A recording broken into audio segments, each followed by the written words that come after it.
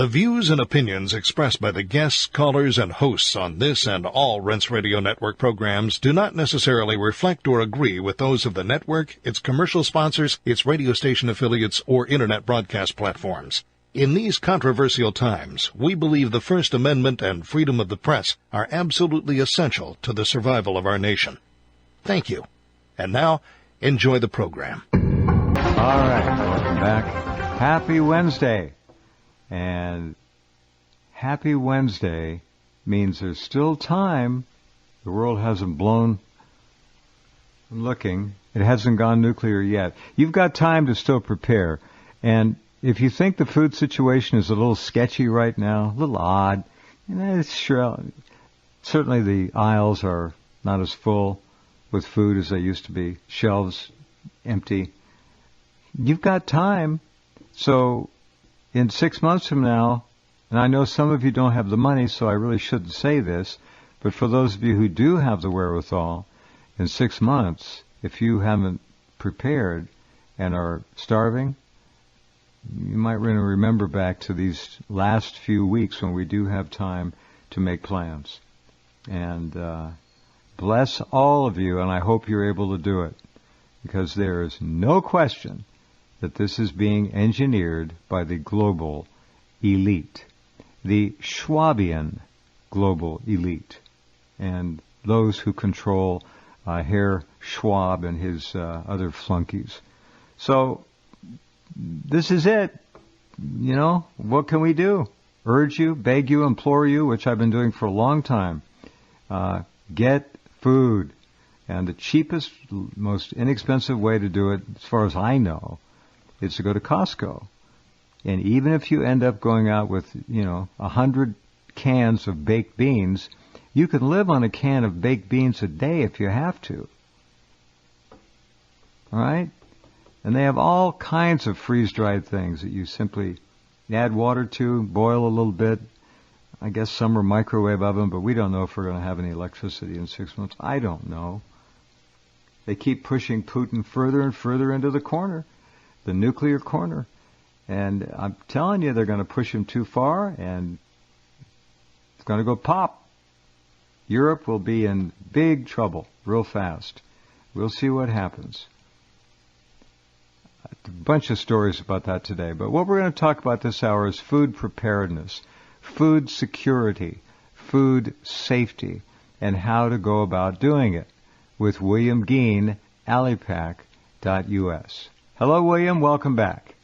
Hey, Jeff, and I appreciate you agreeing to do the food security topic. I mean, we usually talk about a lot of different things and immigration and stuff, but when I called you this past weekend after these new stories popped up, I mean, it really looks like this is the time that food security needs to be on everyone's mind. And I'm glad I was listening to your intro there. You're absolutely right. You know, we're going to be talking about food security that's being affected by several different powerful influences. But also we're talking about potentially World War III here. You're absolutely right. The Russians are telling us clearly that they're going to nuke us if we keep messing with the Ukraine. And all these people flying Ukrainian flags on your social media and saying, "Oh, I want to see more done and more done." In your yard, on your front porch, you're out of your minds. You don't have any idea what's really going on over there. We're talking about something that could rival the Bronze Age collapse. We could be looking at the space and information age collapse of human civilization here, and so I encourage everyone to, because the Biden administration, they seem to be egging it on. I mean, and NATO members, I don't think the American public supports a war with Russia or nuclear war, but obviously some powerful Soros groups do, No. and the Biden administration does, and the Russians have drawn a nuclear line in the sand. So I think it's safe to say that as we talk about food security tonight and the different problems, we're also talking about being prepared for war and famine. And that's the backdrop that is there. And, of course, we hope that none of that happens, and we'll do everything we can for none of that to happen. And hopefully even the food security concerns we have now end up being one of those things that, where things are a little difficult for a while but not catastrophic. But to properly prepare and to analyze the situation, we have to be prepared for a range of impacts. And hopefully the food disruptions that are taking place will be something where we all have to maybe switch around some products from rice to potatoes, or, potatoes to something else, and shift to different markets, deal with things, and that's all it is. Or it could go full-blown Mad Max on us here, because 320 million people have to eat every day in this country. Hey, and one EMP, and we're back to the horse and buggy days at least. Go ahead. Well, the reason that me and Jeff, I'm going to tell people about why we decided to do the show on food security tonight is the following. I'm going to lay it out, and I think what we're going to try to do is talk about the details of these problems here in the first segment, and then talk about some mitigation techniques or suggestions in the second section. First of all, everybody already knows this. We've had rampant inflation, especially in the food supply, and severe supply chain difficulties that have affected what products are available and what their prices are, and whether we can still afford them or not, especially meats and certain items that were going out. But now, and there's evidence that the shipping backlog, although they're trying to conceal it, is getting worse at not only our ports on the West Coast, but also in places like Shanghai. Then we have those being compounded by the war impact, completed by the Russian-Ukraine war, reducing global output of grain, fertilizer, cooking oils, titanium oxide, corn, oats, barley, nickel, copper, and other things we don't even have time to list. Of course, one of the two big ones there that affects us the most is the grains and the fertilizer and the propane. Apparently, Russia is the world's top wheat exporter, and they're not going to be exporting to us anymore over this. And together with Ukraine, both of them account for roughly 29% of the global wheat export market. So about a third of the world's wheat supply is going to not be available to the United States this year. And tell them why. We did it. We caused it. We caused it. We caused Russia to shut us off.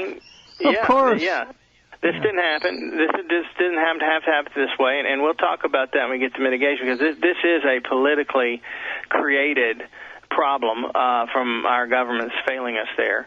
But there's two new factors, and I think we may have mentioned some of this on prior shows, but we've had two. The thing that inspired this show is our food production capacity is being destroyed from inside the United States, and while we cannot say for a fact that our food production places is blowing up and burning to the ground or being hacked by cyber criminals, that it's all some type of warfare. But I think as time progresses, I think the chances of that are increasing, because I don't know if you've seen these articles I've got on screen here, Jeff, but apparently something very similar is happening inside of Russia right now. We've got critical things that we need to feed our population being destroyed here, and they've got critical things being destroyed there.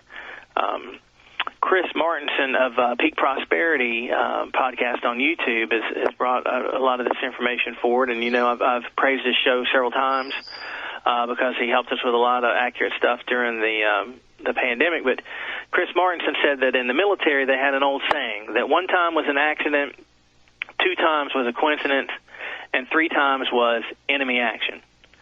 And I would like to, on that point, I'd like to lead in. I've got the list here, Jeff, and I'd like to let everybody know how serious this is.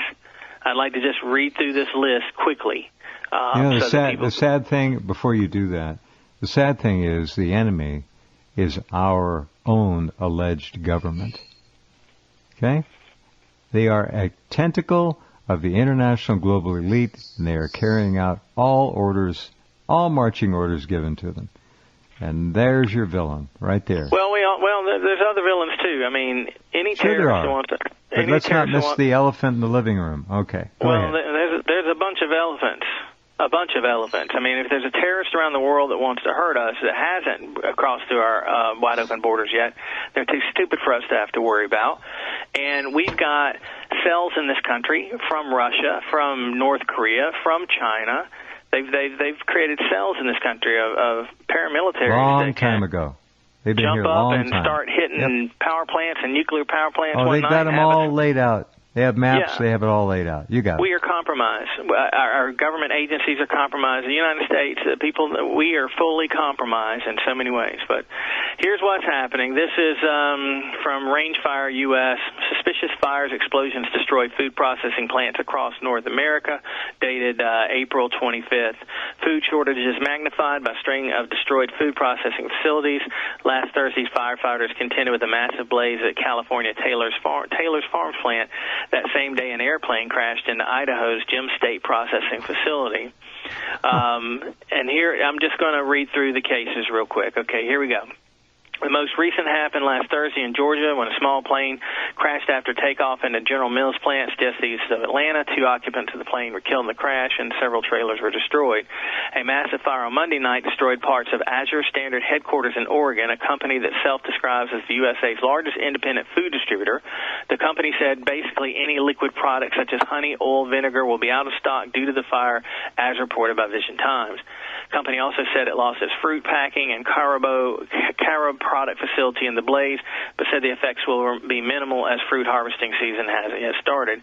Last Thursday, firefighters contended with a massive blaze at Taylor Farms, packed salad plant in Salinas, California, a key agricultural region 177 kilometers south of San Francisco.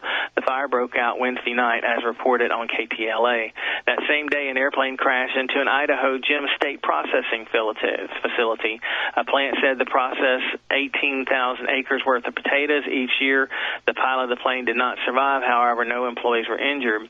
On April 13th, firefighters from several departments in Maine helped battle a massive fire that destroyed the East Conway beef and pork butcher shop and meat market near the center of Conway, New Hampshire.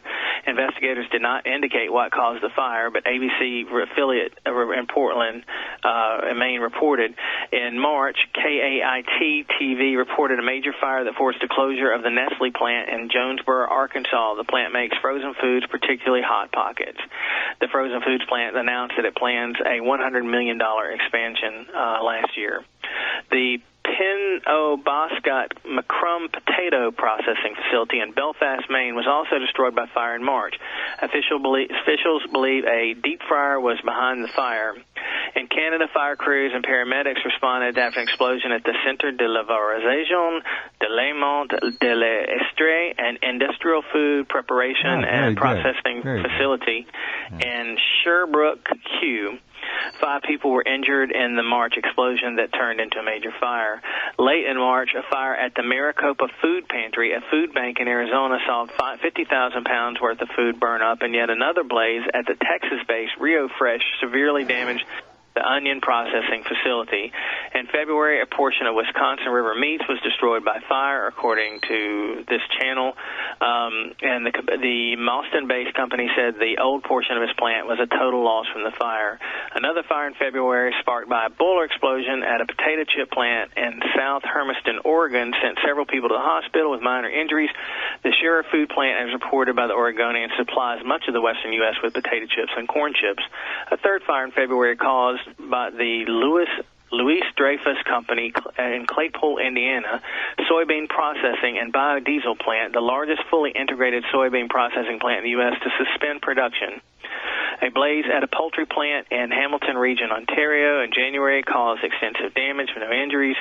Then there was another one in Louisiana, another fire in December caused $100,000 damage in San Antonio. Late November, a fire engulfed the Maid-Rite Steak Company in Lackawanna County, Pennsylvania. Fire in mid-September at the JBS USAB plant. There's over 20 of these, and I'm going to stop there. And just have to say that what we're seeing here it's got to be whether, and we cannot say for certain that there is a cause and effect relationship, but the San Diego Union Tribune reports that mystery fires at sensitive facilities compound Russia's war challenge, and it says that unexplained fires at strategic locations in Russia, including sensitive defense research site and the country's largest chemical plant, have raised suspicions of some kind of sabotage, despite no evidence that most were not accidental. Oil storage depots in the Russian city of Bryansk, near the Ukrainian border, And there's also some claims that some of their food processing places too are getting hit. And this is the type of thing that happens in warfare when you have saboteurs, agent provocateurs, and saboteurs inside of other people's country. So there could be a parallel here. But the bottom line to it is that we're taking major hits in our food production capabilities by some type of direct destructive force or forces being applied to our, farms and production places. Yes. So I'm going to put 2 of those little red balloons in the state of Oregon on the homepage map we have at the top of Rense.com to fill that out, because Oregon's got hit twice. I heard 3, but I'll go for 2 right now.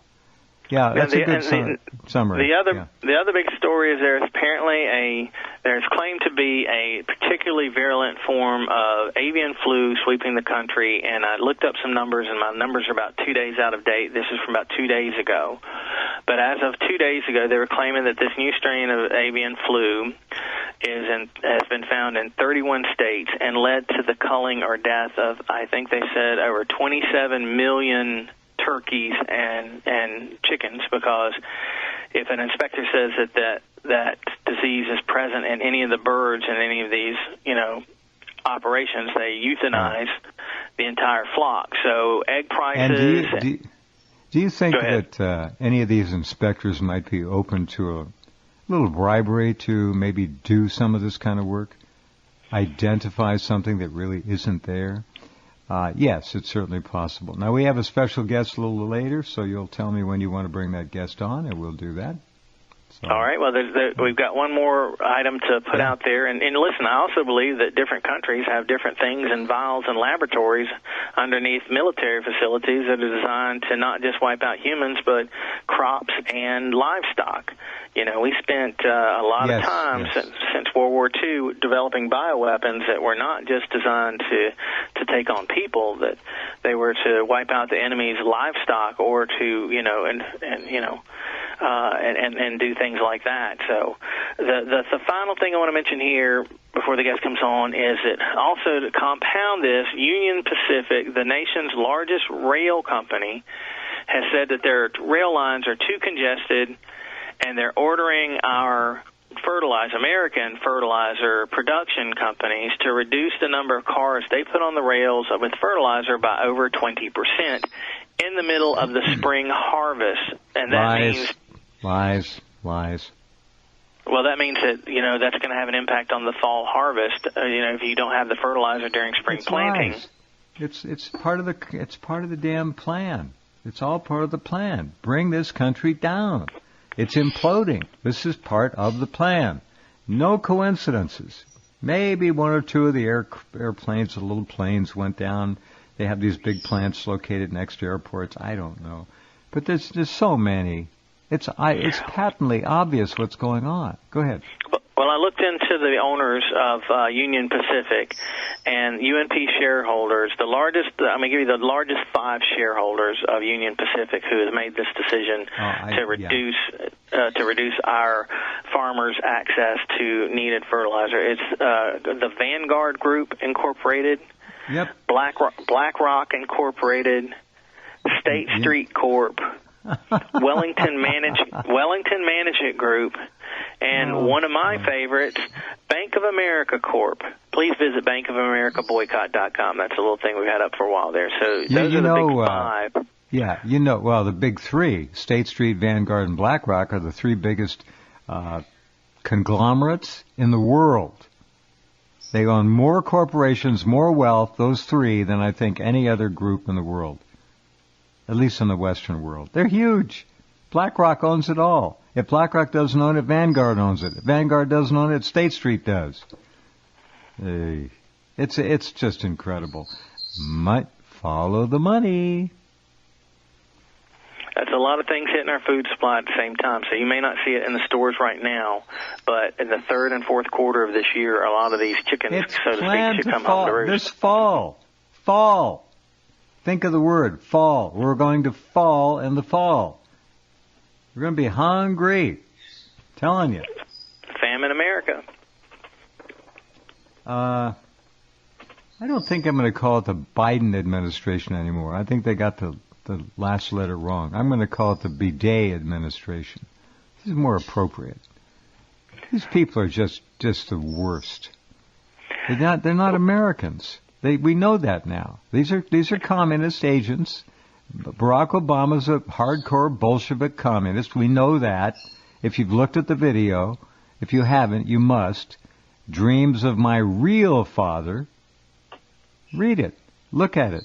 Think about it. There's a lot of fascinating material in there that'll explain all this to you. It's communism. Go ahead. Well, we'll talk about mitigation strategies in the second part of the show tonight. All right. I want to bring on... I'm going to skip the break. I want to bring on our special guest here. He has a lot to say about what you've so perfectly elucidated. Misha Popov is a regular on the program, and Misha is a former USDA inspector. He knows the business, William, inside and out. He is a pro. He knows what's going on like we do, and I wanted him to come in and spend a few minutes with us and give us his view on this. Misha, are you there? I'm here, Jeff, and hello, William. Good to be here. Hello. Thank you. Hello. Yeah. Misha is a real treasure. He gets it. He knows better than anyone. He's been on the inside. And what I said earlier about some of these poultry inspectors, would you be shocked, Misha, if one of them got an extra $500,000 tucked away in a Bahamian bank account in the Caribbean to declare an avian influenza outbreak and maybe spew a little virus here and there? Would that shock you? Not in the least. And to cover ourselves legally, we'll just say that's our opinion. And but I did literally see that as an organic inspector. You're only allowed to inspect the same farm or facility 3 times in a row, and then you have to take a break because you'll become too familiar with the person you're inspecting. Well, what a lot of inspectors would do, and they were quite open about it. Yeah, they do 3 inspections in a row and then they would say to the person, I can't inspect you anymore, but I can consult for you. And they would become a consultant for that farm or facility. And just the following year, there's sort of a cooling off period in Washington when someone goes through the revolving door between Monsanto and the Department of Agriculture. Sort of, a 6. They say go to the French Riviera for 6 months and then come back. But boy, they would literally just do this immediately on the heels of doing their 3rd inspection. So yeah, there's a lot of really good inspectors out there. I'm talking, about the criminally minded 10 or 12%. But yeah, to answer your question, sure. Same as with weapons inspectors, right, Jeff? You got it. All right. So here we are. We've lost 27 million chickens and turkeys. Pretty big dent. They're planning this out so it falls on us in the fall. That's my take. Are we going to see any other kinds of condemnations of produce before it's harvested beside chickens and turkeys? What's the potential out there? They're claiming that this strain of avian flu is now into the wild bird, virus reservoirs. And if that's true and accurate, and their claims that bald eagles have been dying in some places and others, is that we may also lose some of our natural protein bank out there, ducks and geese, yes. and wild turkeys and things that would possibly be there. That were definitely there for our ancestors to eat during hard times, may not be as available to us as if this thing moves through the wild stocks. And so there are things that people can do now to try to mitigate this situation, but I have to start off and say it just one more time, and I know that I sound like a broken record, but we have to remove many of these traitor and quizzling globalists from office and work to elect more true American patriots on every level of government, because this is happening because our government agencies and systems have been fully compromised. And part of it, has been by elite financial powers, but part of it's been because of massive American apathy and confusion on the issue. So I think when you talk about what you're going to do about it, that needs to take place, because this is the 2022 midterm elections, and I'm all about getting people tied in, Sure. And you can tie in to local food suppliers. I've spent the last week, since we talked this past weekend, I've actually interviewed a lot of people around me who are farmers and local food producers, and I've run past them several things to discuss here. Now, Jeff, I just want to get this out of the way, and I don't want to get on this too long because you know how we get, but some of this involves animals, okay? I didn't say anything. I know nothing. Go right ahead. Okay, just making sure, because everybody that listens to this show knows what's going to go through your mind there. So, first thing is, if you don't have much of a pantry or whatever, make a pantry, make a food larder, make a food stockpile in your house. It can be the corner of a bedroom. It can be a large closet. It can be a cellar. It needs to be someplace that is dry and cool and as dark as possible and as far away from windows and doors or other insect type, access places or where other people could see it. And if you're worried about other people coming over or guests or visitor stuff, they sell shelves that have wheels on them. You can make it mobile. You can put them on shelves and things that you can move around, but you need to have something beyond just your kitchen cabinets for this type level of preparation. And you need to take advantage of the availability of foods now to stock it with not only canned goods that you rotate, but also larger things that you can live off for longer periods of time, like bags of rice, beans, things like that. And there's a variety of YouTube videos on how to do this, how to store this stuff. You can take a bag of flour or rice that'd be good for up to a year in a cool, dry place and put it in a Mylar bag with an oxygen absorber and make it good for 10, 15 years. So, it's time to have that is in place. And you need seasonings, you need salts, you need sugars, you need all sorts of, you need multivitamins. You need the type of things that you could take care of yourself and your family for many months if necessary. And also, I believe that beyond this is some things that you're going to use anyway. You rotate it. You may have to spend some money up front, but it's not like you're going to waste things. And if you do have some spoilage, and you got to remember those best use by dates are just recommendations. Just because it says there's an expiration date on it, it doesn't mean that it's not still edible. And that's not, you got to make safety decisions for yourself. I don't want anybody to get in trouble with that, but, the agreement seems to be that those are, those products can remain safe to eat for a long period past that. Yeah, let me ask Misha about these expiration dates. Tell us what you know about that, Misha. How is that whole little bureaucracy set up to operate expiration dates? Who does that work? That's a good question. I'm going to assume it's the FDA, but William's right. A lot of them are arbitrary. Basically, if there's an item that should last for 10 years, like a can of something, something that's low in acidity, if it should last for 10 years, they'll never say that on the can. By law, I think the limit is probably 3 years for something that I was going to recommend, like William is saying, you got to prepare. And as you know, Jeff, I always recommend dried beans. Those things will last 1,000 years. And if the power and gas go out, you soak them before you eat and always pour off the water. And then, like William said, just season them, bit of salt, or you won't be able to choke them down. And those will last literally 1,000 years if they're dried, way longer than any can. And yet they have an expiration date on them. Like I say, I don't know. It might be 3 years. Like even a can of paint will have, or turpentine, things like that. Or Jeff, our favorite, glyphosate, Roundup. I mean, there's nothing natural inside a jug of Roundup. That's why you don't have to, refrigerate it. And yet, check it. It has an expiration date. So as I say, they just put them onto things that shouldn't even have them because they don't want to admit that they'll last forever, I guess. Right. Well, and again, buy things that you eat and use anyway, and set up a rotation program so that you simply have, instead of things being in a warehouse or in a store somewhere, they're in your larder, and you're using them, and you've got it set up to where you've got other supply. I also recommend that either in your larder or in another part of your house or home or wherever you store things, to have some other hardened prep stuff like some MREs. I've eaten MREs. They are not fun to eat, but they last for decades. Things like And the guy, and if you find yourself eating the MREs or what is these other things that I've got here, emergency life raft rations. They make these sea life rations that are supposed to keep you alive. I haven't eaten one. I haven't gotten up the nerve to eat one yet. Wouldn't you rather have a can of delicious baked organic beans? Well, I would eat the beans just first. As well with that.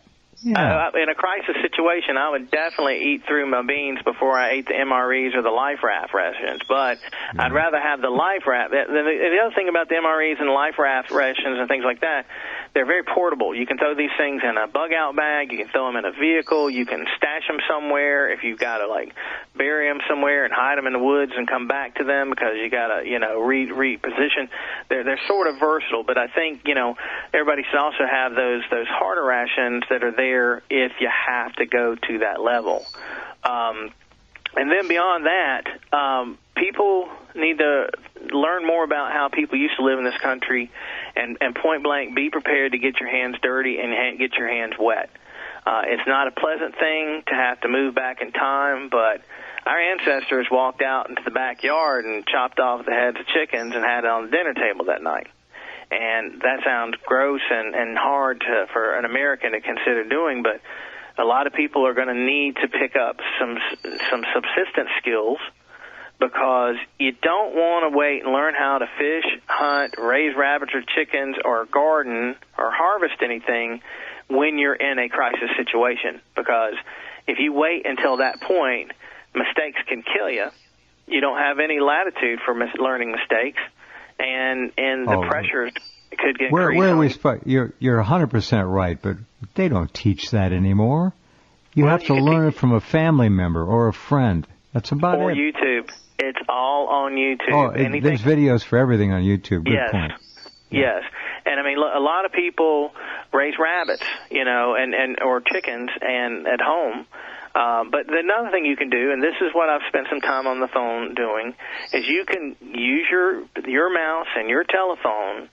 You can even do it on Facebook. You can find local groups and pages to connect with local food producers around you and start buying things from them now. And the reason you want to do that is, one, by circulating your money into the local food producers instead of the global supply chains, you're taking pressure off of the global supply chains, while B, helping the local producers increase their productivity or their scale. Next, if we get into a crisis situation and all of a sudden a lot of your neighbors everybody starts looking for the local food suppliers, at the same time, those local food suppliers are much more likely to take care of their existing customer base than all the people that they can't handle demand for. Wouldn't you agree? I agree.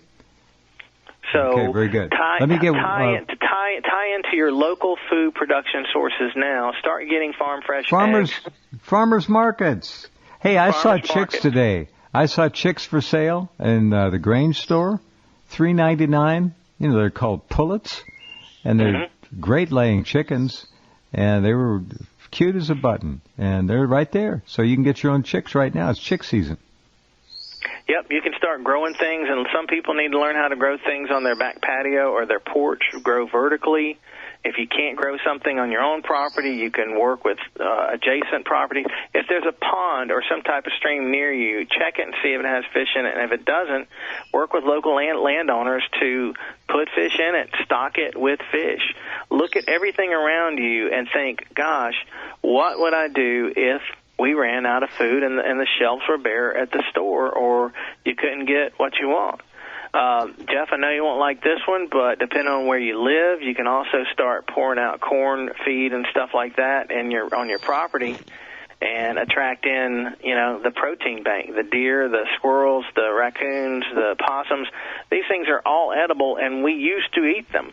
Raccoon used to be a Christmas delicacy up to a little over 100 years ago into the 1800s. And while I personally don't want to go and bag a raccoon and have to skin it and cook it, it sure beats starving to death. And but you've got to cultivate those resources. You've got to have the tools to harvest those resources. And you really sort of ought to do it before a crisis comes along. Got it. Okay. All right. One more question with Misha. What have we missed, Misha, that we need to put on the table here, in your view? Now, you're a pro, so what do we do? Not only they're definitely going to starve us to death, and these are all manufactured shortages. I mean, all the food processors burning down. Yeah, William's right. Once is whatever he said. It's happenstance. Twice is a coincidence. And there's been a dozen in the last few weeks, and this has been going on for a year. Processing facilities being destroyed. Sorry. What was that, William? I said 3 times or more is enemy action. Yeah, sorry. Yeah, it's enemy action. But there's something that's going to happen before they starve us. And you're right, Jeff. The crisis is going to hit. The rubber's going to hit the road this fall with the harvest, and that's when you'll see commodity prices for grains skyrocketing. They're already going through the roof. And then we'll just start paying a heck of a lot more for food. We're still probably going to have enough food, and then the quality of the food is going to plummet over the winter. And so here's a quick example from a website called Eat This, Not That. The reporter is Amber Lake, and this was just out 5 days ago. And it says, Cheerios, Betty Crocker, and Pillsbury's parent company is changing its ingredients. I guess she doesn't know how to use the plural. Are changing their ingredients. But in any case, you read this, and the one thing they admit to is there's going to be less wheat. Now, wheat is basically a staple ingredient in almost every cereal. Cheerios are made with oats. Well, there's also going to be a shortage of oats. Any of those grains require nitrogen. And Jeff, you might recall a few weeks ago, I pointed to the one major cash crop that requires no nitrogen, so it doesn't require us importing, as William pointed out, a third of our fertilizer from Russia, which is crazy since we have plenty of fertilizer here. That crop is soy. Soy is a legume. It doesn't need any. It makes its own nitrogen. It pulls it right out of the air. And so, there's going to be a heck of a lot more soy. So in this article, they admit there's a wheat shortage, and then they don't. What happened to the 5 W's? Who, what, where, why, when? I thought that was how this is basic stuff. And they don't tell you what it's going to be. But I'm saying we'll see a deterioration, and it'll be a replacement. Wheat isn't the greatest thing to begin with, but they're going to replace the wheat and the oats with soy gradually over the winter. You think? I'm not a big fan of soy, frankly. All right, Misha, thank you for stopping by and helping out. This is really this is a major alarm situation. People have got to wake up now. It's not going to be just a question of going down to your local neighborhood soup kitchen, bread bank. It's going to be worse than that. People are going to be breaking into homes and pillaging and killing. The potential is there. I'm glad you mentioned that, because we are in the middle of a historic BLM crime and murder wave across the country. Oh, are we ever? Already, the property and violent crimes are in unprecedented levels. We don't even know how high they are because reporting is getting sketchy because it's so in the red. And our law enforcement forces have been so depleted by the BLM defund the police movement. Yep. Yes. All right, but picture this. And again, I hope this turns into one of those bumps in the road where we got to make some changes and maybe use some different things. Well, I hope that it's going to be milder than anybody thinks. I was raised by my great-grandparents who survived the Great Depression, and anybody who was not a very wealthy person during the Great Depression was permanently changed by that 1929 through 1939, and then followed by World War II. It completely changed the way everybody did things. People gardened, people preserved, people had to stuff money in mattresses. People had to be very careful because somebody, my great-grandparents would give me $1 bill and they'd hide it in their hands because they remember a day when somebody saw that $1 bill down the street, they come hit you in the head with a brick. And so imagine this sky-high crime problem we've got now with our police forces beleaguered and dwindling, and then people get hungry. Now, there's a saying that any civilization or country is, 9 meals away from anarchy? But I would change that. I would say there are people in this country who would slowly starve to death and watch their family starve to death without ever hurting a fly.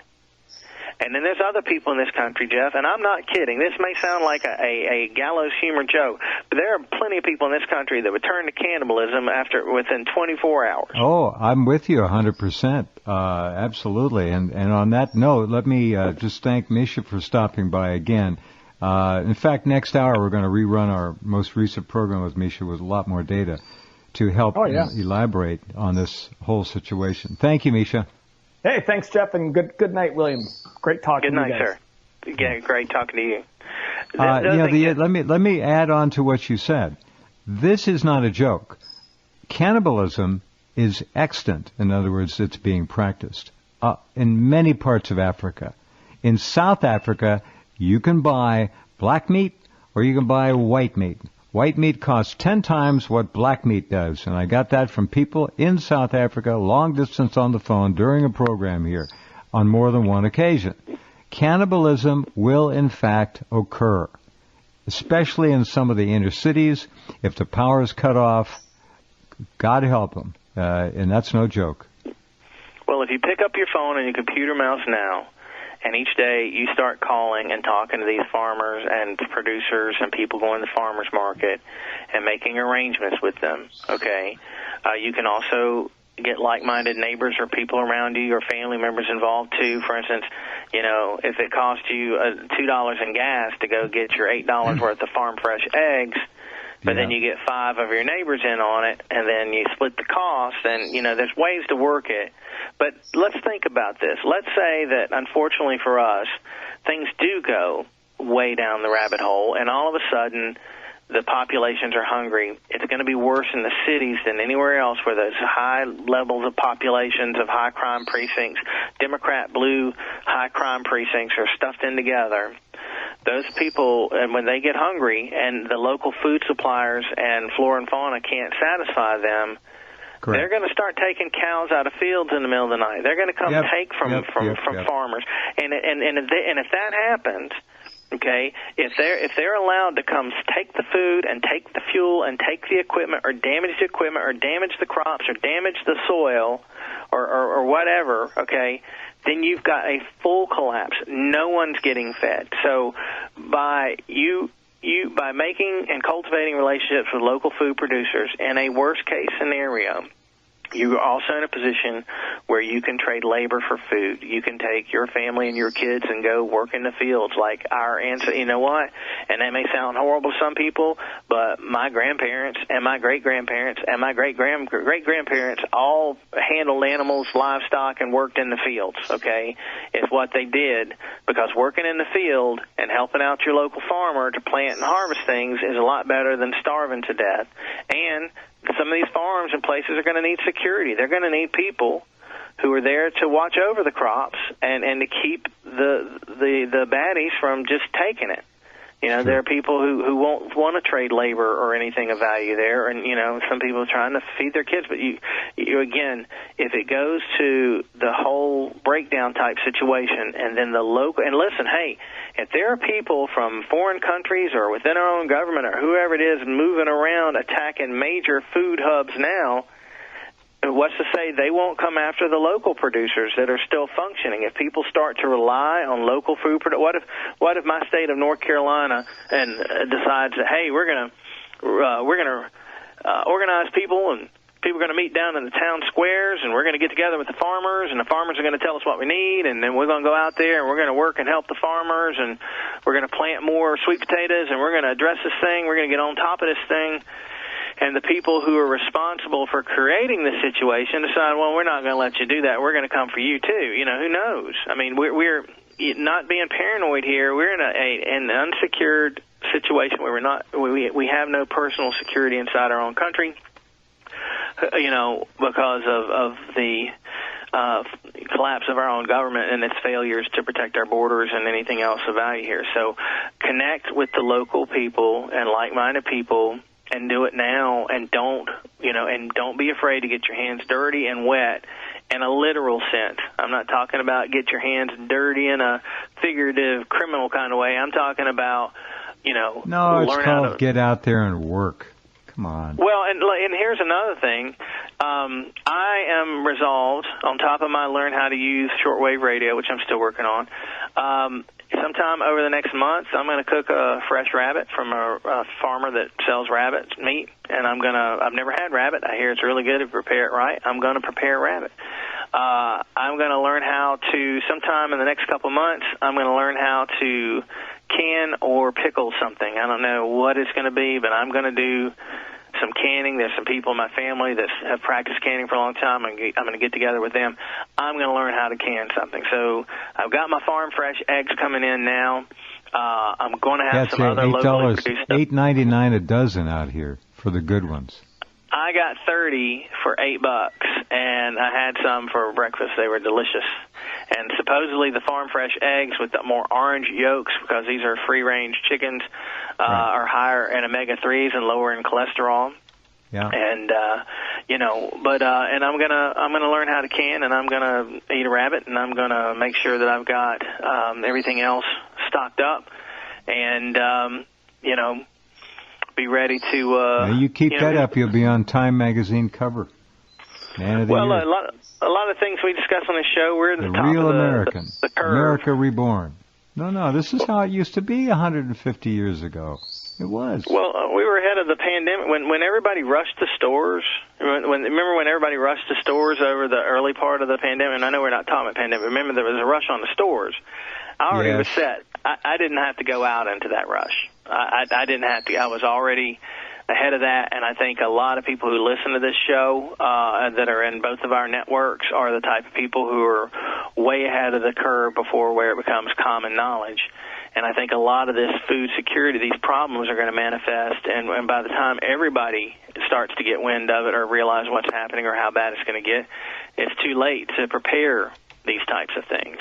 And so you still can go now to Costco. You can go to Amazon, and there's a line of food that I happen to like. It's called Tidy Bites. Tidy Bites. They come from India. They're organic. You can buy a 10-pack or something. Each one's a meal, and they have about 20 different varieties. You can go to online right now, order up $500 worth. If you've got the money, if you've got some coins put away, go trade them in for food. You can't eat the coins. Anyway, there's a lot of things you can do. You can also buy how-to books on gardening, hunting, chickens, rabbits, whatever. Go to the Internet. As long as you've got the Internet, it's all there. You're right. It's all the videos are there. Yeah. For now, but a lot of people would say for the real preps is to buy the books, read the books, and have the books on your shelf. So if you don't have the Internet, you can pull what you need about first aid, what you need about raising chickens off of your shelf. Also, have an arrangement with a local farmer. Maybe you don't want to do rabbit hutch or chickens, which also, by the way, produce very excellent fertilizer that people need. You don't want to do that, but you can have an arrangement with a local food sponsor you work with to where you could get these things when other people start saying, hey, I need a couple pairs of chickens and rabbits to get my personal thing started. To hell with the HOA, I got to do this to feed my family. You can go ahead and get those in place. And another thing is, and Lord forbid it comes to this, but there's online materials and books about foraging. There's a lot of stuff out there from dandelion, and you got to be super careful. And this is not any type of medical or legal advice of what you should do. I don't want anybody to get in trouble because, one of the things, there's people out there that can go and identify the right type of mushrooms to eat, and they can actually pick out very delicious types of mushrooms, but you make a mistake there and you need a liver transplant. So, it can be a dangerous business, and most of the plants around us are toxic to us. But there's ways to process acorns into bread. You can eat dandelions. You can eat all sorts of different types of natural existing plants, and some people can eat insects. You can forage. You can tap into maple trees in some places and learn how to draw the syrup out of maple trees during certain parts of the year, I believe for maple syrup, calories.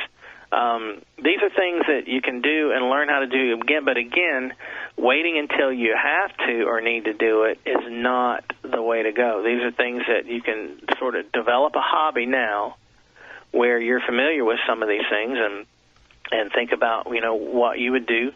And there's also books about what people did during the Great Depression or other famines and stuff, how they survived, how some people survived the Holodomor and other types of harsh famine-type situations. But, yeah, a lot of communists are running the show, and communists have killed 100 million of their own citizens in the last 100 and something years, and the number one way they like to kill, starve to death. Yeah, and they were mostly starved to death, either in the gulag or sitting in their homes. It's true. 100% right. William, very important. Thank you for that. It's a wake-up call for everyone out there who still has ears to hear, and it's not hard to do. If you don't want to go out to the store, if you don't want to learn how to farm, go to Amazon.com. You've got that option. Spend the money. It'll be delivered within a week, and you'll be set. And you will feel psychologically so much more secure. And I'm not kidding. It's the truth. Go ahead. Thanks, Jeff. Hope folks will join our email alerts at alipac.us. That's ALIPAC.us. We really could use your support right now in the fight against illegal immigration. Thank you, Jeff, for focusing this show on such a very important topic. Yes, sir. I hope you'll send me a podcast or an audio of it, and we'll get it online for people to share. I will. Okay. Thanks, William. Take care. Thank you, sir. All right. Okay, gang. We'll be right back.